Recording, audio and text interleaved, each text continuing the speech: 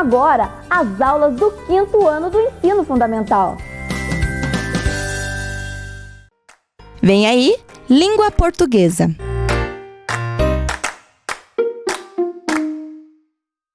Tudo bem com vocês, crianças? Vamos iniciar mais uma aula de língua portuguesa do 5º ano. O material está aí do lado, caderno, lápis, borracha e a folha com o texto do Pinheiro do Paraná? Sim? Então vamos lá.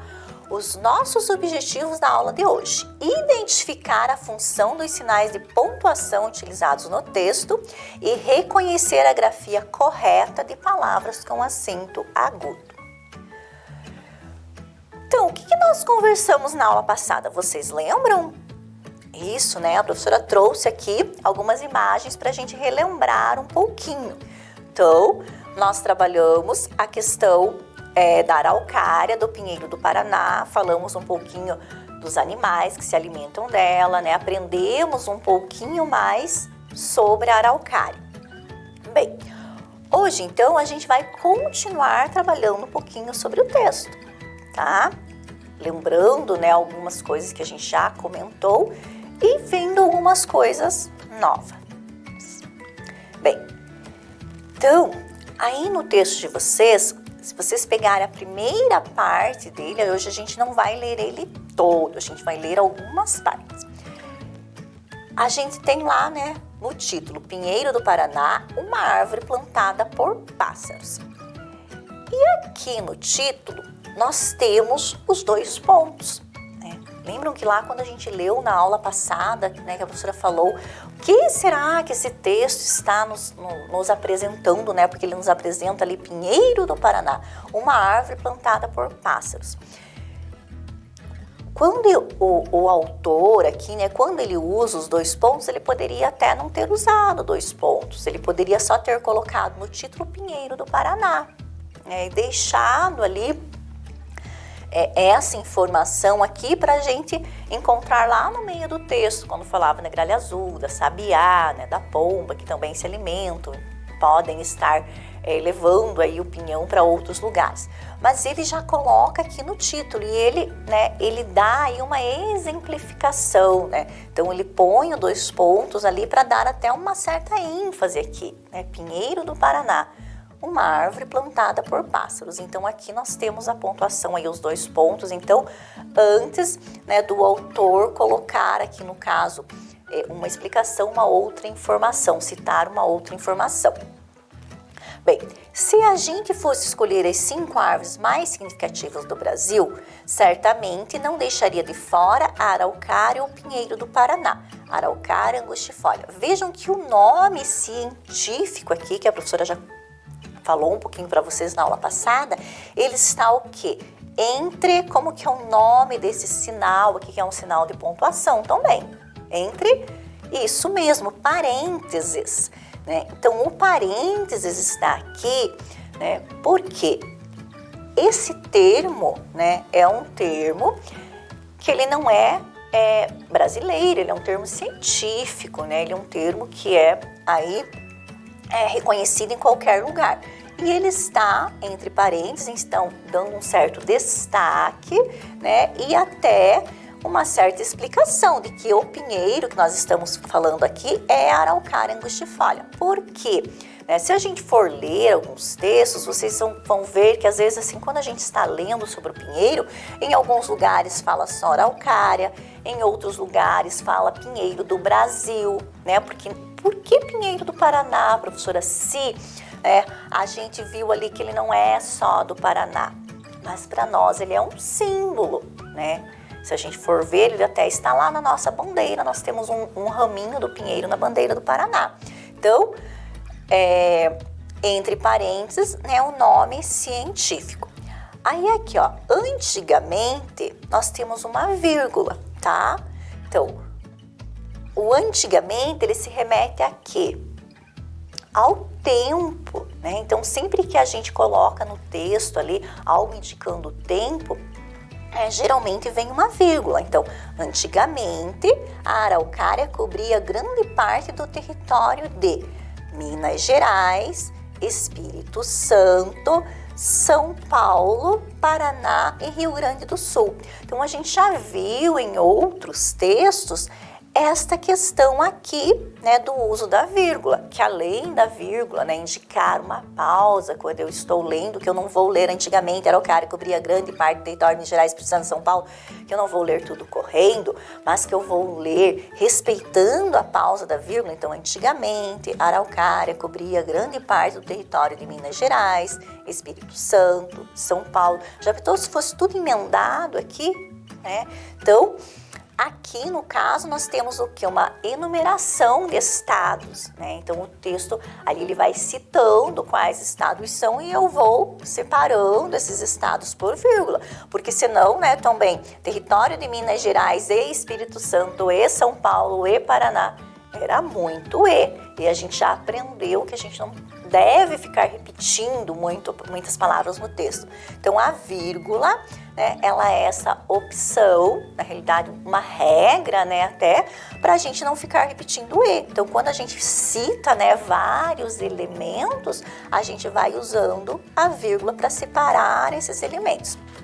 Então, e além da questão de dar essa pausa na leitura. Então, antigamente, a Araucária cobria grande parte do território de Minas Gerais, Espírito Santo, São Paulo, Paraná e Rio Grande do Sul.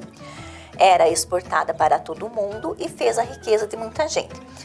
O ponto final, a gente já falou bastante, né? Que quando a gente termina um pensamento, termina ali aquela ideia, a gente põe o ponto final e dá uma pausa, às vezes um pouquinho maior na leitura. Bem, aí vejam lá o texto de vocês, a parte do você sabia que. Então, olha lá, você sabia que eu tenho uma pontuação aqui que se chama, isso mesmo, reticências. Por quê? Porque não terminei o meu pensamento, ficou reticentes, ficou ali me dando uma ideia de que aquilo vai continuar, esse pensamento vai continuar, porque você sabia que o quê? Então tem que ter uma continuidade. Então, como aqui não teve a continuidade, aqui logo do lado, porque poderia já estar aqui, você sabia que a Araucária não é, poderia estar ali do lado. Mas como o autor, né, não usou ali do lado, ele deixa, né, essa ideia assim de o que vem depois, uma certa curiosidade, né? O pensamento então não terminou. Você sabia que a Araucária não é só importante como madeira? Olha lá, o ponto de interrogação. Estou questionando, o autor me questiona. Você sabia que a Araucária não é só importante como madeira? Então faz um questionamento, me chama para esse texto, né? Me interroga. Você sabia? Ah, se você não sabia, eu vou explicar então. E aí vem a explicação, né? É também alimento. O pinheiro do Paraná produz o pinhão, um petisco tão apreciado por nós como por boa parte da fauna brasileira.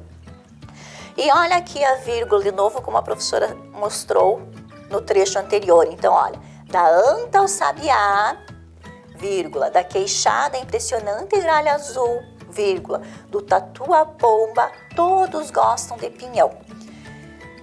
E aqui embaixo, olha, a mata da Araucária atrai toda sorte de bichos e passarinhos, mas atrai principalmente a gralha azul, um pássaro selvagem, brilhante e que está ficando cada vez mais raro no Brasil. Tão raro como as matas de Araucária. Olha só a exclamação aqui. Tão raro como as matas de Araucária. Então, ele exclama, ele quer dar uma certa ênfase, né, que a gralha azul está tão rara como as matas da Araucária. Não pôs simplesmente um ponto final ali, né? Ele exclamou, quis chamar a atenção também para esse fato. Bem, no trecho final, na temporada do pinhão, que vai de março até setembro, a gralha recolhe as sementes da pinha. Come o que quer e enterra a sobra como reserva para o verão. Vejam de novo aqui, ó, na temporada do pinhão, então está indicando ali, né, quando que isso acontece, que vai de março até setembro, está entre vírgulas, a gralha recolhe as sementes, come o que quer e enterra a sobra, como reserva para o verão. Como a gralha geralmente armazena mais do que pode comer, ou como acredita muita gente, vejam aqui, ó. Estão vendo o tracinho aqui? Esse tracinho é o próprio travessão, né, que a gente também usa quando a gente quer indicar um diálogo lá num texto, né, onde eu tenho diálogo. Mas aqui está indicando um diálogo? Não, né? Nesse texto, por que eu estou, né, usando o travessão? Por que o autor coloca aqui entre travessões, na realidade, né, entre o tracinho aqui? Por quê? Ele poderia ter usado uma vírgula. Faria a mesma, aqui no texto teria a mesma função. Então vejam que a gente está vendo essa pontuação dentro desse texto.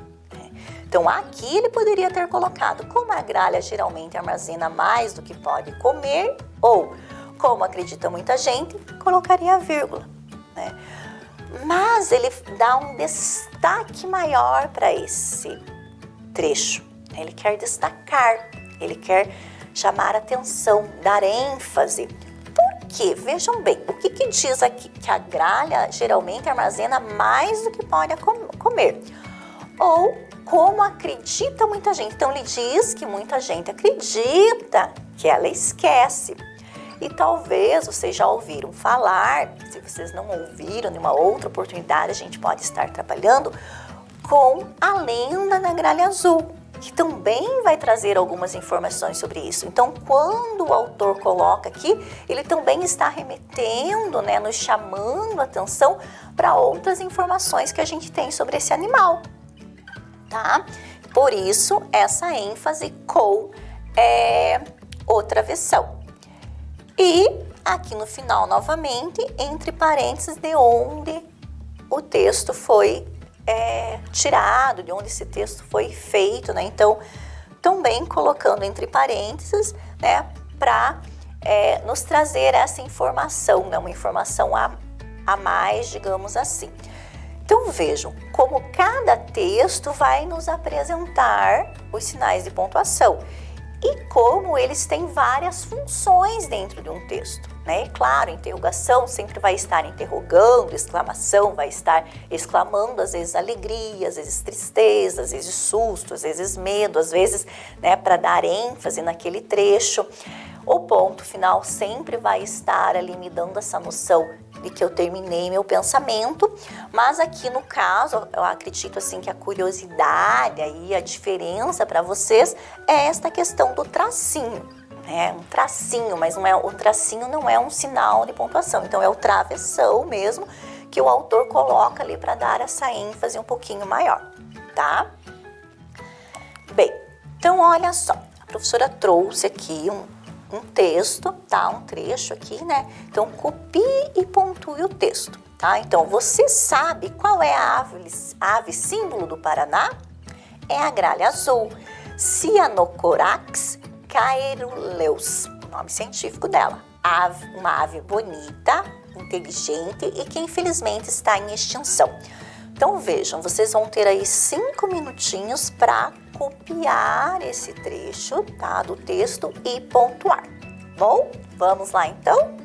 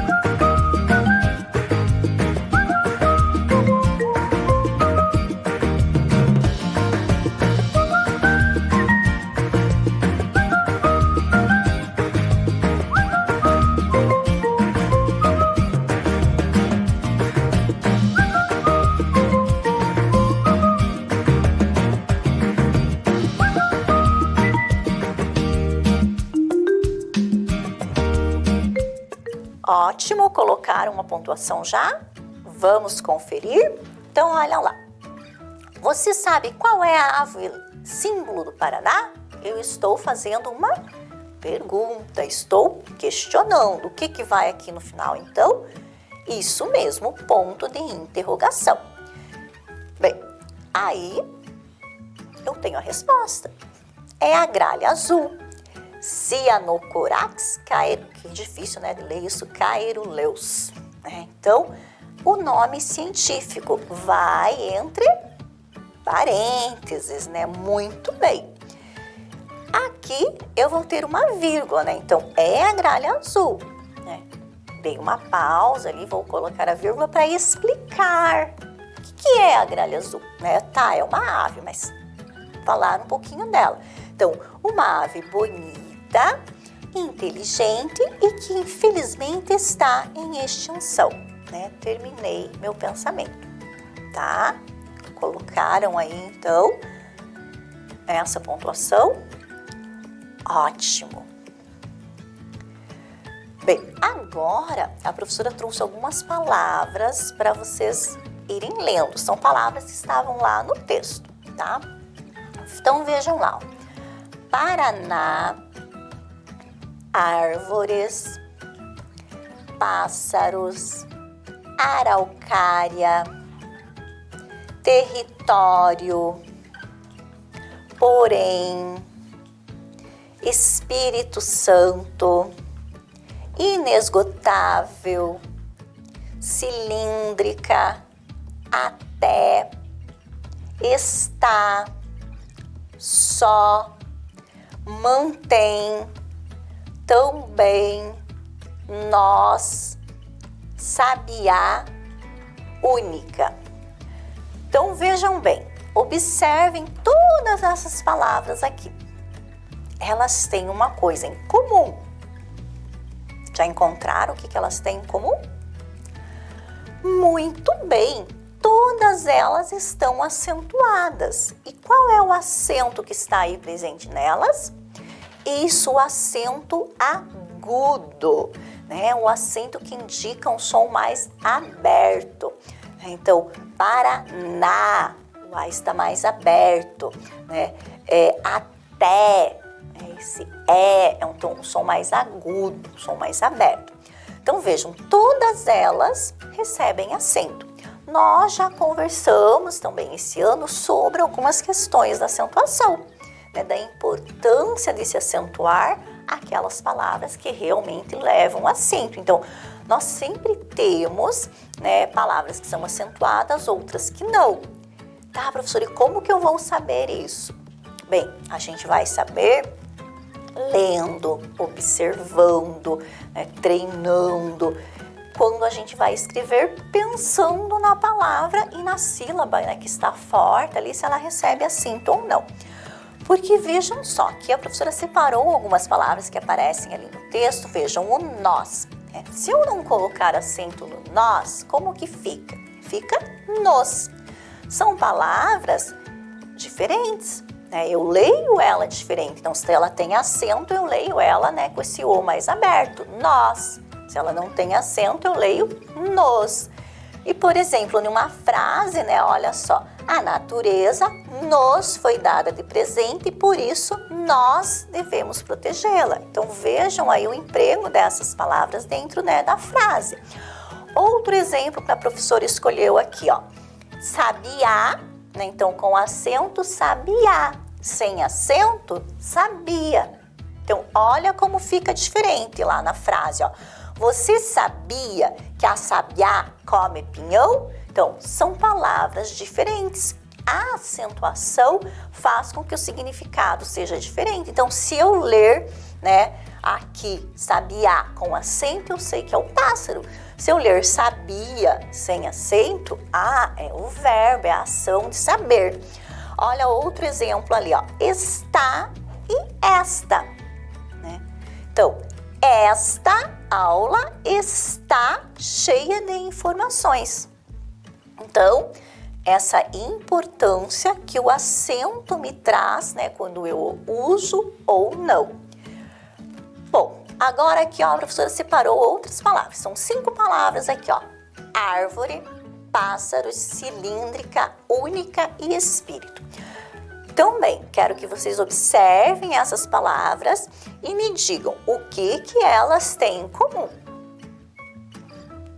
Tá, todas têm acento também, isso a gente já viu, elas estavam lá naquela relação. Todas elas têm acento agudo, mas essas aqui em especial, vejam aí, onde que está o acento? Em qual sílaba está? Descobriram?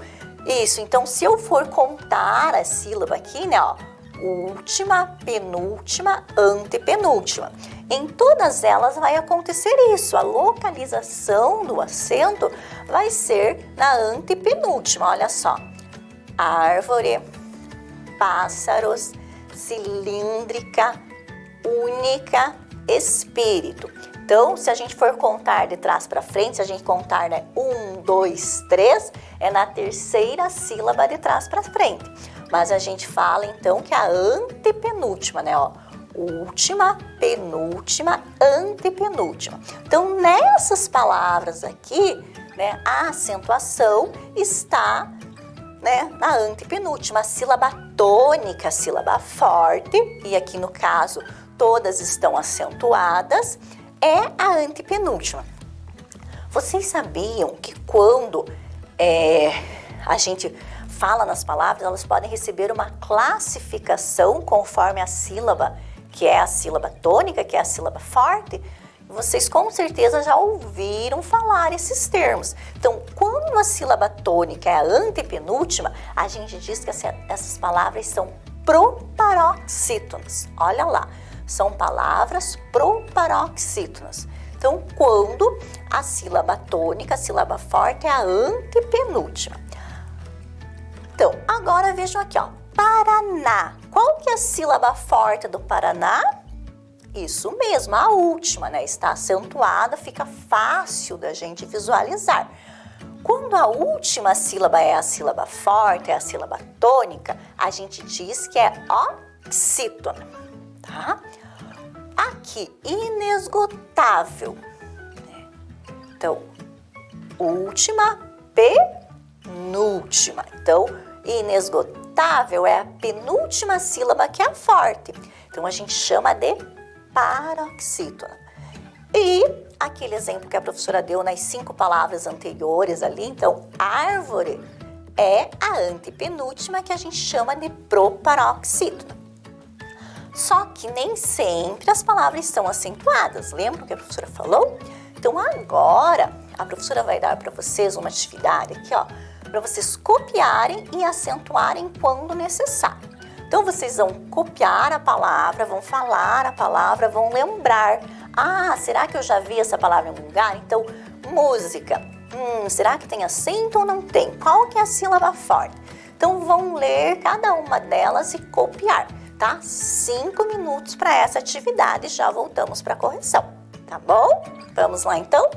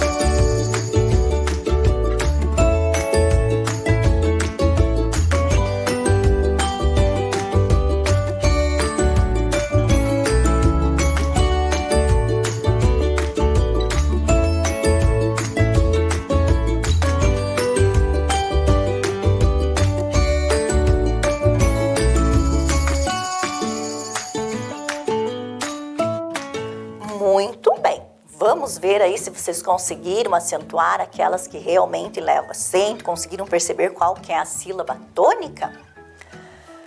Então, vamos ver lá. Primeira palavra, né? Música. Olha lá, leva acento. Modo. Modo não tem acento. Estávamos. Tem acento. Estudar. Não tem. Público. Com acento. Saci. Sem acento. Número. Com acento. Cansaço. Sem acento. Plástico. Com acento. E fácil também com acento. Agora, pensando nessas palavras aí, então, olhem aí no caderno de vocês essas palavras. Vamos ver lá, música. Então, qual que é a sílaba forte? Isso, o mu, né? Está ali acentuado, então quando leva o acento, como a professora falou, é mais fácil de identificar a sílaba tônica. Então, o mu é a mais forte, última, penúltima, antepenúltima. Modo, modo. Isso, mó, né? Estávamos, o tá. Estudar, dar. Público, isso, o pu. Saci, o si. Número, cansaço, isso, sa. Plástico e fácil. Então, né, tem o acento, é mais fácil de eu encontrar a sílaba tônica. Não tem o acento, a gente tem que falar um pouquinho, né, mais devagar para identificar. Então, vamos separar aqui, ó, as que tem a sílaba forte, a sílaba tônica, que é a última. Vamos ver, então, ó, estudar e saci, né, estudar e saci. Então, a última sílaba é a sílaba tônica, a gente chama como mesmo? Oxítona, tá? Bom, aqui tem a penúltima sílaba forte. Então, última, penúltima. Olha ali, ó. Modo. O que mais que nós temos aqui? Cansaço e fácil, né? Modo, cansaço e fácil. São paroxítonas. E as que tem a antepenúltima sílaba mais forte, né? Última, penúltima, antepenúltima. Temos ali, ó. Música. Estávamos, público, número e plástico, que nós chamamos de proparoxítonas. Agora, ó, a professora quer que vocês observem essas palavras aqui. Vejam bem. O que diferenciou aqui dos outros grupos? O que diferenciou aqui, além da posição da sílaba? Além da sílaba, né, forte, a sílaba tônica, ser a antepenúltima, o que eu tenho de diferente ali? Vocês conseguem observar? Vejam bem, aqui nas oxítonas nós temos duas palavras que têm a última sílaba forte. Aqui, nenhuma delas é acentuada, né? A professora tinha dado o exemplo do Paraná lá, que levava acento, aqui nenhuma delas tem acento. Aqui, modo, cansaço e fácil, fácil levou acento, cansaço e modo sem acentuação. E aqui, isso, todas são acentuadas. Assim como aconteceu nessa atividade, vai acontecer em qualquer atividade onde a gente tenha palavras proparoxítonas. Por quê? Isso, porque todas elas são acentuadas. Então, uma regra da acentuação, a gente tem várias regras de acentuação. Uma delas, né, que fica mais fácil para a gente saber aí, que quando a sílaba forte é a antepenúltima, sempre vai ter acento. Por quê? Porque todas as proparoxítonas, isso, são acentuadas. Aqui a professora mostrou palavras com acento agudo, mas também tem as com acento circunflexo. Então, olha, vamos produzir uma regra da acentuação referente às palavras proparoxítonas? Como que pode ser essa nossa regrinha? O que nós podemos escrever? Isso, todas as palavras proparoxítonas são acentuadas. Muito bem, então vamos escrever isso lá. Ó. Todas as palavras proparoxítonas são acentuadas, tá? Então, vocês vão agora registrar aí no caderno de vocês essa regrinha, tá? Escreve lá regra de acentuação, todas as palavras para o paroxítono são acentuadas.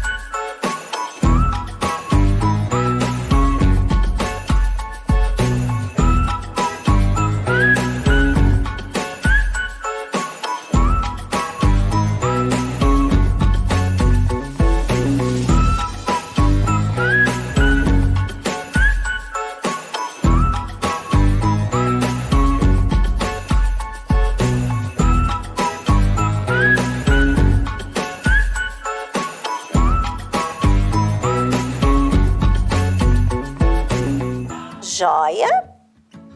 Isso, né? Era só copiar, foi rapidinho. Bem, hoje nós tínhamos como objetivo identificar a função dos sinais de pontuação utilizados no texto e reconhecer a grafia correta de palavras com acento agudo.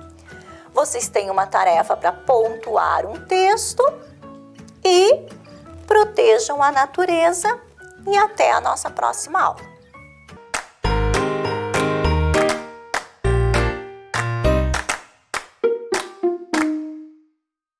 Olá, crianças! Preparado para a nossa aula? Vocês estão vendo que a professora hoje está um pouco diferente? Vocês lembram do meu convite na última aula? Ah, lembram? Ah, era para um arraiá, para uma festa junina. A festa junina do Vem Aprender. Então vamos participar com a professora? Mas para essa nossa festa junina, vocês vão precisar ainda pegar os materiais. Não é só de festa, né, pessoal?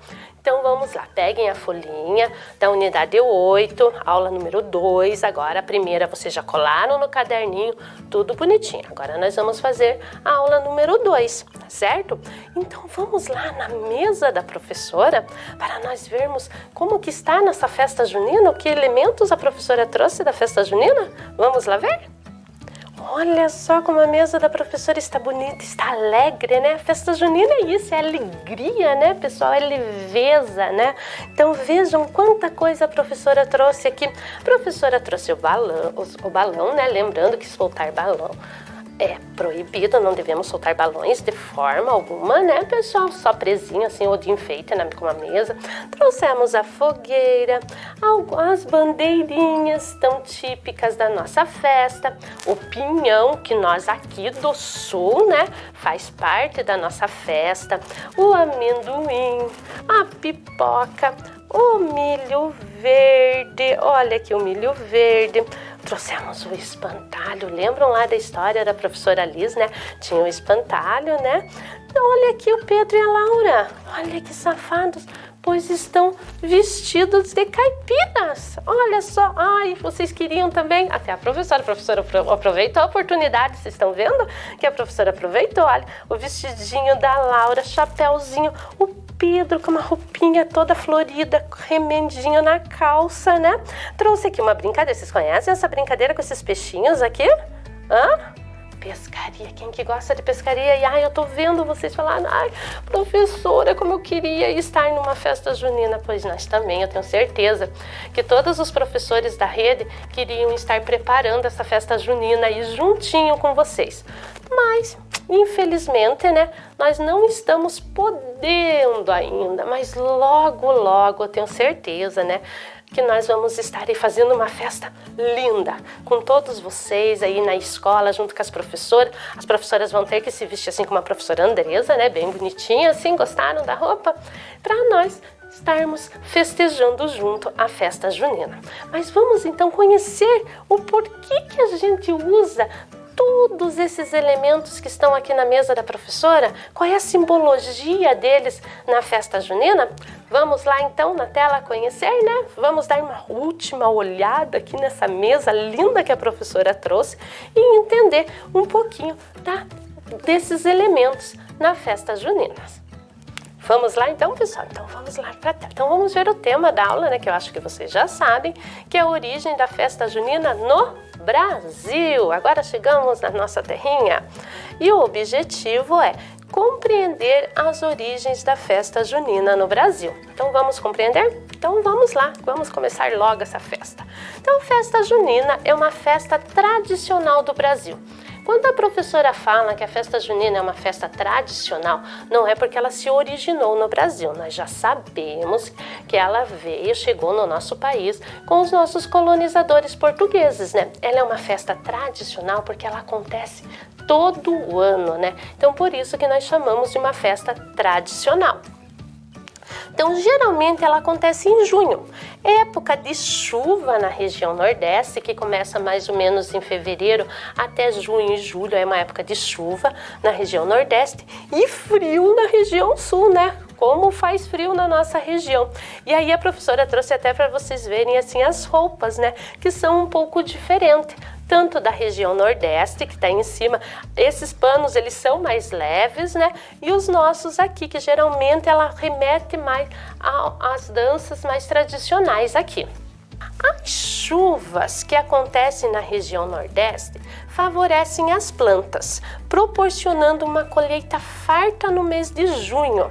Então, sempre no mês de junho é a época de colheita lá na região Nordeste, porque eles sabem que a região Nordeste é uma região de seca, né? Geralmente só nesses meses de fevereiro a junho que eles têm mais abundância de chuva, e isso proporciona uma colheita farta para eles. Então, com isso, eles têm muitos alimentos. E essa festa joanina, que era a festa lá da Igreja Católica, em homenagem a São João, lembram que a professora explicou na outra aula, né? Que é a homenagem aos três santos, ela acaba sendo um pouco desvinculada da igreja e acaba tendo mais essa vinculação com o alimento, que é muito abundante nessa época. Então eles deixam de chamar ela de joanina e passam a chamar ela de junina, devido ao mês de junho ser o mês da colheita, ser o mês que tem mais alimentos ali nessa região. Então ela deixou agora de ser joanina, então ela era junonina devido à deusa Juno, joanina devido a São João João Batista e agora ela passa a ser junina devido ao mês de junho. Mas vocês estão perguntando, mas tem julina, professora? E por que ela é julina? Julina devido, vamos dizer assim, a um cronograma de festas. Porque geralmente essas festas acontecem em igreja, escolas, clubes. Para não ter duas festas no mesmo dia, o que aconteceu? Estendeu-se para o mês de julho, para as festas não baterem. Geralmente são festas grandes, então para todo mundo poder ir em todas as festas, né? Eles transferiram ela para o mês de julho. Então ficou sendo também julina. Então junho e julho também.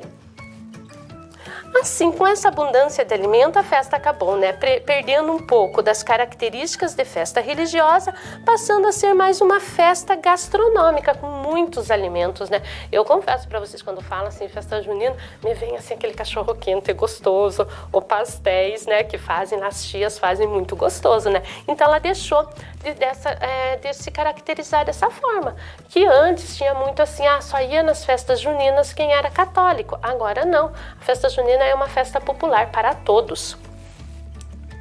Então vamos pegar lá o nosso caderninho, vamos colocar a data de hoje, o mês e o ano. Tema: origem das festas juninas no Brasil, e para anotar. A festa junina é uma festa tradicional do Brasil. Geralmente acontece em junho, épocas de chuvas na região Nordeste, favorecendo as plantas, proporcionando uma colheita farta. Assim, a festa deixa de se chamar festa joanina e para se chamar festa junina. Com essa abundância de alimentos, a festa acabou perdendo um pouco as características de festa religiosa, passando a ser uma festa gastronômica. Vamos lá? 7 minutinhos.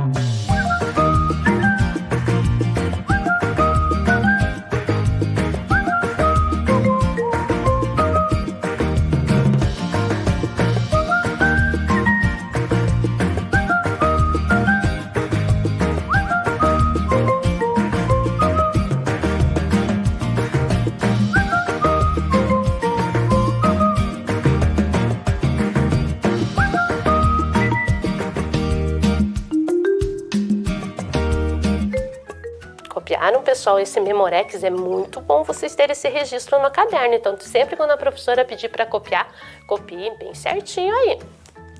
Comidas típicas da festa junina. Então, a professora trouxe alguns na mesa que nós já vimos. Então, nós temos o milho, que é quase todos os alimentos que vêm da cultura indígena, que a professora já falou, né? Então, aqui nós temos a pamonha, a pipoca, o próprio milho verde, né? O coco, a cocada, o coco vai na canjica, o coco vai no bolo, então vai em vários outros alimentos também. O amendoim, né, que nós temos ali a paçoquinha, o docinho de amendoim, o pé de moleque, também vai em outros bolos. Temos a mandioca, uma macaxeira, né, que vai nos bolos, em vários outros pratos também eles colocam a mandioca ralada.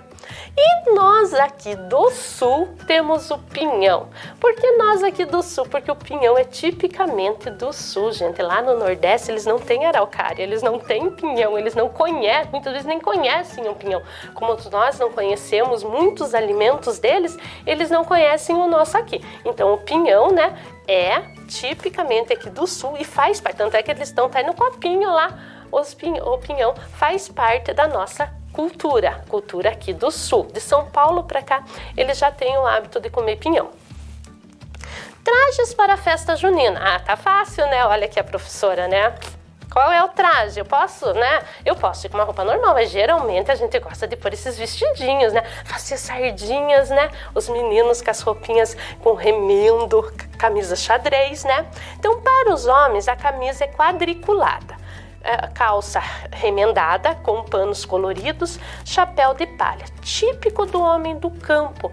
Por quê? Porque o homem do campo não gosta de andar rasgado, né, pessoal? Então, muitas vezes eles iam para ali e acabava rasgando. Como o homem do campo não gosta, eles acabavam o quê? Remendando. Então, por isso que ficou esses remendos na calça do homem, né, que trabalha no campo. Tão importante, o homem do campo é tão importante para a nossa economia e para a nossa sobrevivência, né? Então a gente tem que valorizar muito o homem do campo, né? E o chapéu, porque eles para se proteger do sol, né?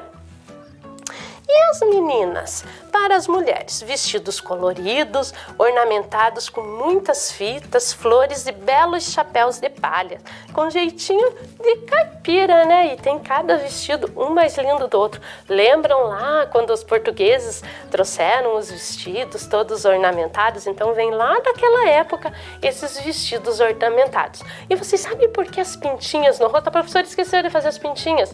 Porque geralmente, né, a mulher do campo fica muito no sol. E quando a gente fica muito no sol, faz essas sardinhas, fazem essas pintinhas. Então, por isso que a gente faz as pintinhas no rosto. Danças. Opa, vou contar um segredo. A professora adora música, adora dançar, principalmente festa junina. Então, vamos ver.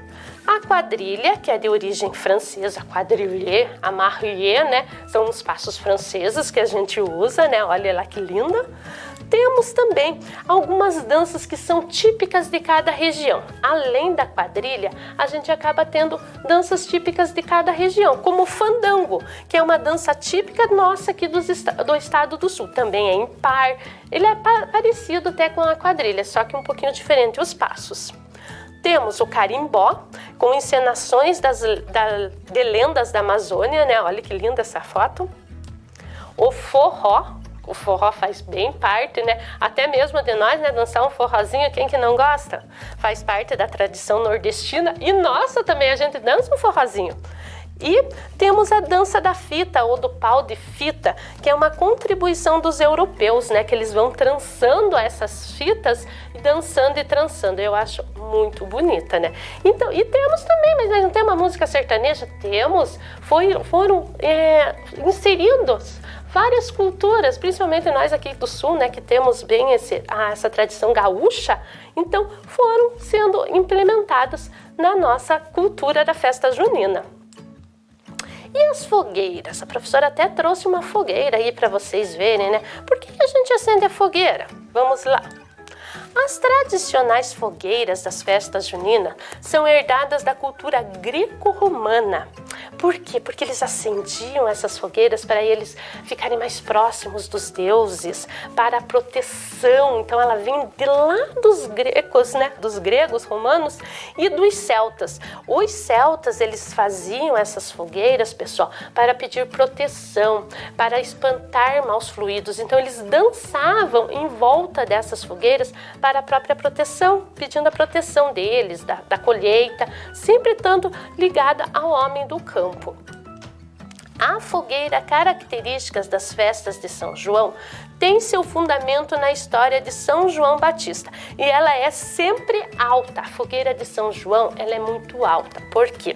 Porque conta-se, né, que quando a Isabel, que era prima de Maria, mãe de Jesus, estava grávida, e quando nasceu o nenê, ela fez uma fogueira muito grande para avisar Maria do nascimento da criança. Porque naquela época não tinha WhatsApp, né, meus queridos? Não tinha carta, não tinha telefone, não tinha nada. Como que ela ia avisar? Então ela fez essa fogueira grande e Maria avistou lá no céu a fumaça, o fogo, né? E soube que a criança tinha nascido. São João Batista, lembra que está bem vinculado, que antes as festas eram chamadas de Joanina devido ao nascimento de São João Batista. Então por isso que a gente tem faz essa fogueira bem grande e sempre falam, meu pai sempre dizia que a noite mais fria do ano é a noite do dia de São João, que é a noite mais fria do ano.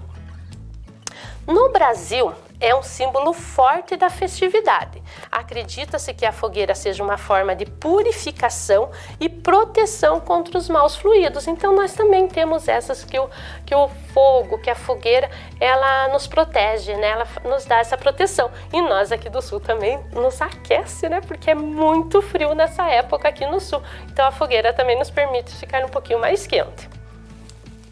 Bandeirinhas e balões também tinha na minha mesa, lembram lá? Tinha na mesa da professora. Por que será que nós colocamos as bandeirinhas? As bandeirinhas são conhecidas como o principal enfeite decorativo das festas juninas. No passado, as imagens dos santos eram pregadas em bandeiras coloridas imersas em água, conhecidos como lavagem dos santos. Como assim, professora? Então, eles molhavam essas bandeirinhas e penduravam. E as pessoas passavam por baixo para se purificar. Então, a água pingavam, né, nelas e purificavam elas. Mas com esse frio, mas se lembra que lá na Europa nós estamos no início do verão, pessoal. O frio é aqui, por isso que acho que tiraram essa tradição da água, porque não estava dando muito certo na nossa região aqui. Então, começou assim as bandeirinhas. E continua até hoje com a mesma simbologia de purificar o ambiente da festa, de alegrar o ambiente da festa, né? Quando a gente chega lá e vê uma festa cheia de bandeirinha, a gente já se purifica, a gente já fica alegre, né, pessoal? O humor da gente muda completamente. Então, ela continua com a mesma função. E os balões? Estamos ali com os balões. Até parecido com o balãozinho que a professora trouxe. Indicam o início da festa, criado para reverenciar os santos. Então, como a professora falou lá, né, na época não existia outro tipo de comunicação, vamos dizer assim, ou era por carta, ou era falando. Mas e como é que eles iam fazer para saber que iniciou a festa? Então eles soltavam balões para iniciar que a festa estava começando, e muitas pessoas em outras fazendas acabavam vendo os balões e iam na festa. Hoje é proibido, não pode se soltar balões. Por quê? Porque os balões causam incêndios, atrapalham o tráfego aéreo, né? Então não pode, balão não pode ser solto, balão só preso lá na festa, bonitinho, certo, pessoal? E eles também colocavam assim, bilhetinhos de agradecimento pelo ano que se passou, ou pedidos dentro dos balões quando eles soltavam. Agora não pode mais. Então vamos pegar lá a folhinha e vamos. Marque V para as alternativas verdadeiras e F para as alternativas falsas. Vamos lá, pessoal?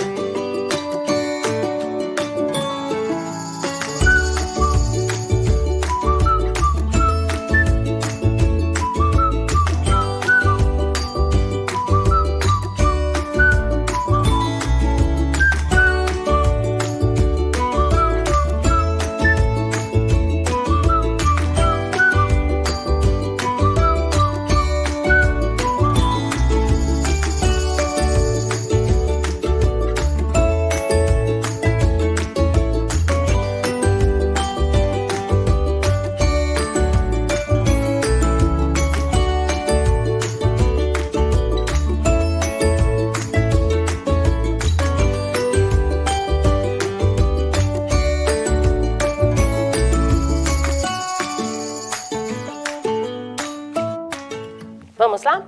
As comidas típicas da festa junina têm como base milho, coco, mandioca, amendoim e pinhão, tá certo? Verdadeiro. As roupas tradicionais da festa junina são escuras, rasgadas e sem adereços? Falsa. As tradicionais fogueiras das festas juninas são herdadas da cultura greco-romana e dos celtas? Verdadeiro. No Brasil, a fogueira é um símbolo forte da festividade? Acredita-se que ela é uma forma de purificação e proteção contra os maus fluidos? Verdadeiro.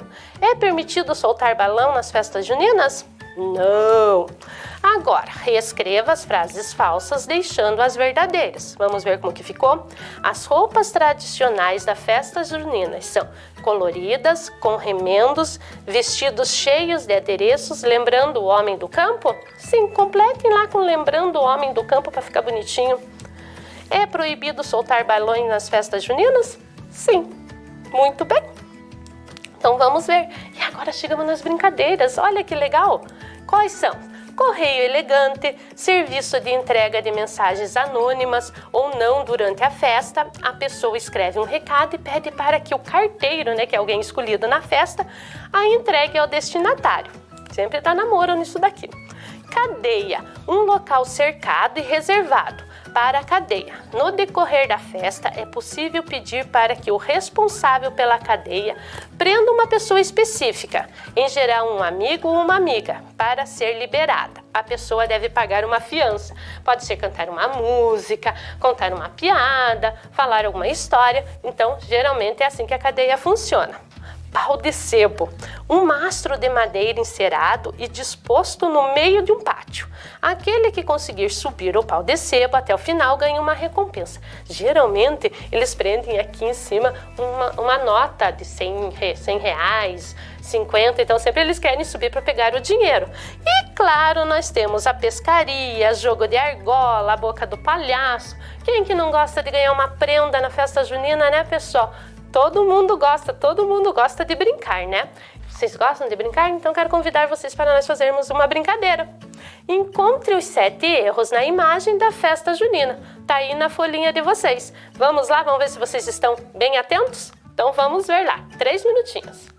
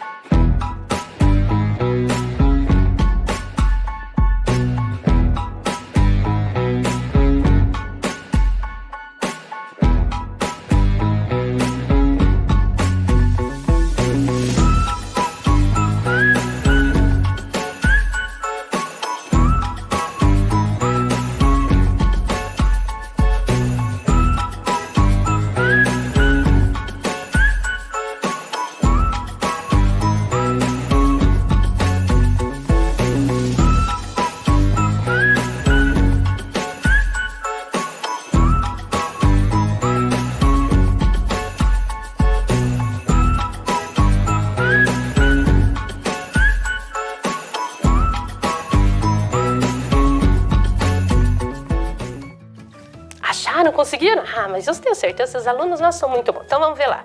Ah, no paletó dele, na boquinha, na lua, na bandeirinha, na estrela que não tem no outro lado, no fogo e na linguinha do cachorro. Achamos os 7 erros? Achamos os 7 erros. Agora pintem bem bonita essa imagem. Colhem aí a folhinha no caderno para ficar tudo certinho. Belezinha? Vamos ver se nós conseguimos o nosso objetivo? Compreendemos as origens da festa junina? Acho que compreendemos. Vocês estão concordando comigo? Mas eu acho que não. Eu acho que ficou faltando uma coisa nessa aula. Tô pensando, o que será que ficou? As músicas. A professora não trouxe música. A professora falou que adora dançar e não trouxe música? A professora trouxe sim. Mas então eu já vou me despedindo, vou mandando os beijinhos, porque agora nós vamos ouvir com os professores de musicalização um popurrí junino. E espero que vocês tenham gostado, uma ótima festa junina ou julina, né? Dependendo de quando vocês estão assistindo essa aula. Um beijão e até a próxima aula com a professora Andressa.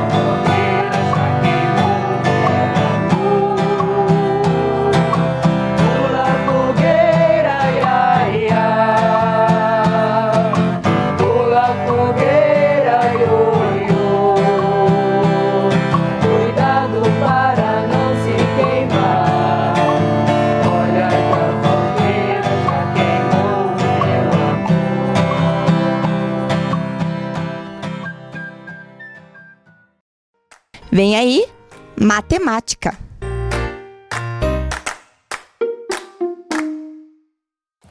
Olá, crianças! Bem-vindos aqui a mais um Clube de Matemática com a professora Ana Li. E hoje no nosso clube nós temos um desafio muito legal. Eu quero ver aí em casa quem vai conseguir responder e mesmo que erre, mas colocando esforço para desenvolver o nosso pensamento matemático. Vamos ver qual é o nosso desafio de hoje? Está aí naquela folha de atividade de vocês. Olhem lá.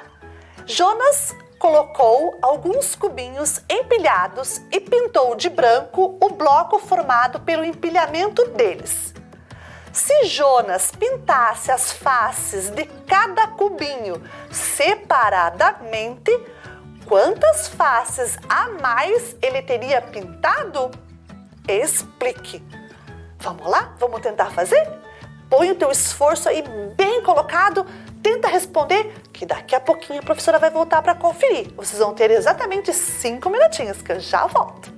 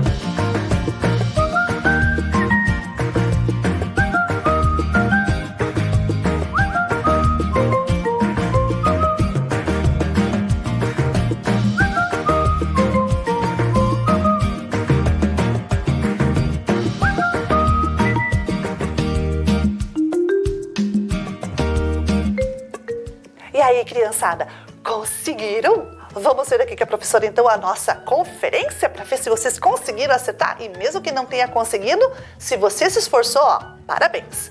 Então, vamos lá. Jonas pintou um bloco inteiro formado pelos cubinhos. Ele pintou assim, no contorno do bloco, tá? Ele não pintou um por um, ele pintou o contorno depois que empilhou. Mas, se ele tivesse pintado um por um, quantas faces ele teria pintado? Primeiro, a gente vai ter que descobrir quantas faces ele já pintou, para depois descobrir quantas faces a mais ele teria pintado. Então, vamos observar aqui que a professora trouxe aqui um cubinho, né? Um cubo aqui montado por cubos menores, igual esse que está aparecendo aí na tela para vocês, só que aqui a professora colocou de vermelho para dar um destaque aqui na tela, tá? Vamos ver aqui. Esse cubo é igualzinho àquele, tá formado por, ó, 2 na altura, 2 no comprimento, 2 na largura. 2 vezes 2 é 4, 4 vezes 2 é 8, então eu tenho 8 cubinhos. Ele pintou esse bloco todo aqui, ó, né? O bloco todo, ó. Depois que formou o empilhamento, ele pintou em volta de todas as faces aqui desse cubo maior. Pintou essa, pintou essa, pintou essa, pintou esta e essa aqui de baixo. Pintou todas. Bem, se ele pintou todas essas faces do jeito que ele tá, aquelas faces que estão por dentro ele não pintou, né? Não vai poder pintar. Por quê? Porque a face está ali fechadinha. Bem, vamos ver quantas ele pintou aqui por fora? 1, 2, 3.